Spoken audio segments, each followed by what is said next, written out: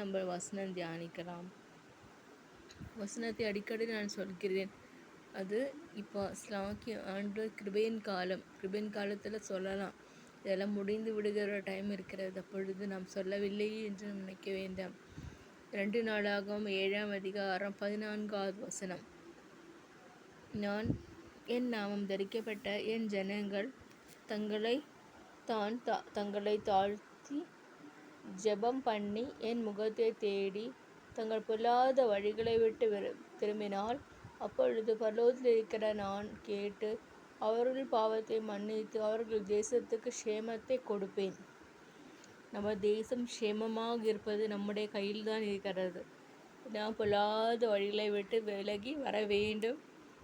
பாவங்களை எல்லாம் அறிக்கை செய்து விட்டு விட வேண்டும். என்ன சொல்கிறது? தங்களைத்தான் தாழ்த்தி கர்த்தருக்கு முன்பாக தாழ்த்த வேண்டும். ஜெபம் விண்ணப்பங்கள் ஏறெடுக்கலாம். ஃபோனில் ப்ரேயர் பண்ணலாம்.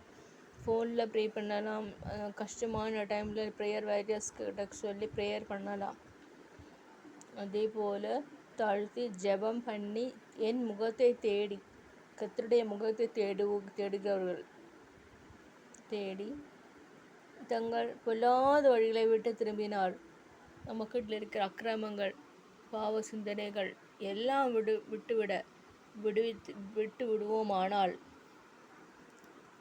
அப்பொழுது பரலோகத்தில் இருக்கிற நான் கேட்டு, பரலோகத்தில் இருக்கிற தேவன் கேட்டு அவர்கள் நம்முடைய பாவத்தை எல்லாம் மன்னித்து ஆக்கினைகளை மறந்து விடுகிற தேவன். ஆக்கினை தீர்ப்பு ஒன்றும் வராமல் அவற்றை நம் சிறைப்பட்டு போவதில்லை என சொல்கிறார் ஆண்டவர். நமக்கு கர்த்தர் கம்பீரித்து பாட வேண்டும் என்று ஆண்டவர் சொல்கிறாரு. நம் தீங்கை காணாமல் போவோம். தீங்கை காணாதிருப்போமாக. அதே போல் சிறைப்பட்டு போவதில்லை. எப்போ பார்த்தால் சிறை நெருப்பு மாற்றப்படும் என்று ஆண்டவர் சொல்கிறாரு. பாவத்தை மன்னித்து அவர்கள் தேசத்துக்கு க்ஷேமத்தை கொடுப்பேன். கர்த்தராகி ஆண்டவருடைய தேசத்துக்கு க்ஷேமத்தை கொடுப்பேன். இந்த வசனம் உங்களுக்கு ஆசீர்வாதமாக இருந்திருக்கும் என்று நம்புகிறேன். தொடர்ந்தும் அடுத்த காலகட்டத்தில் நான் வசனத்தோடு வருகிறேன். அதுவரையிலே இந்த வசனத்தை தியானியுங்கள். 2 நாளாகவும் 7ஆம் அதிகாரம் 14வது வசனத்தை வாசித்துள்ளேன். கர்த்தர் உங்களை ஆசீர்வதிப்பாராக. இன்னொரு வாசிக்கிறேன்.